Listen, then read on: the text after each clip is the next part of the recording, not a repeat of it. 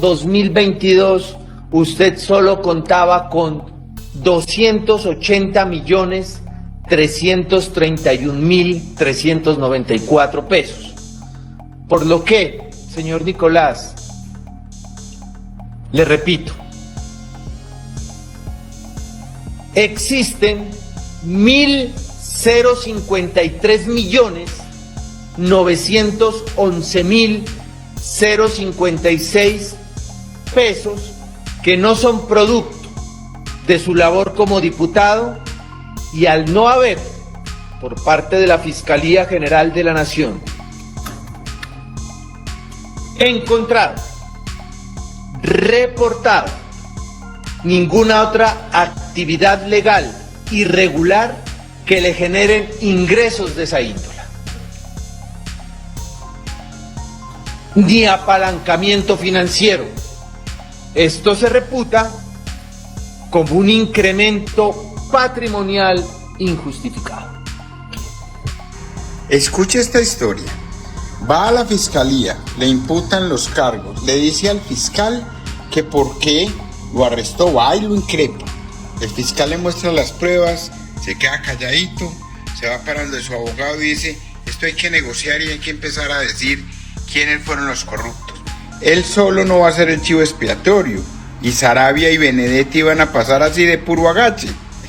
Aparte de eso, nos damos cuenta que realmente sí tiene 1.000 millones de pesos que se gastó y no se sabe dónde lo sacó.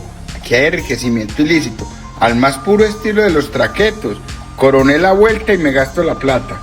Vamos a ver qué pasa, pero esto tiene tela por cortar y mucha. Honorable señor juez, el señor, hoy aquí a mi lado, Nicolás Fernando Petro Burgos, en compañía de su equipo jurídico, liderado por el doctor Telequi, quien va a llevar la vocería como lo ha manifestado y plenamente reconocido, se acercaron a la Fiscalía General de la Nación en aras de denunciar unos nuevos hechos de corrupción, denunciar unas nuevas personas que están inmersas en estos hechos de corrupción que son de conocimiento exclusivo del señor Nicolás Fernando Petro Burgos.